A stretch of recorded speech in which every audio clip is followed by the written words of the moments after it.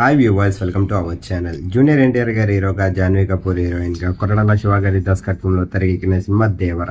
మరి ఈ cinema September 27న world గ్రాండ్గా రిలీజ్ అయ్యి జూనియర్ ఎన్టీఆర్ గారికి ఒక మంచి విజయాన్ని ఇచ్చిందని చెప్పాలి. ప్రస్తుతం అయితే కలెక్షన్స్ పరంగా సరికొత్త రికార్డ్స్ని క్రియేట్ చేస్తుంది దేవర సినిమా.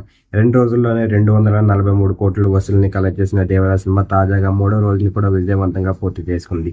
మరి దేవర సినిమాకి సంబంధించిన 3వ రోజు కలెక్షన్ విషయానికి వెళ్తే 3వ రోజు వరల్డ్ వైడ్గా 50 కోట్లని వసూలు చేసింది.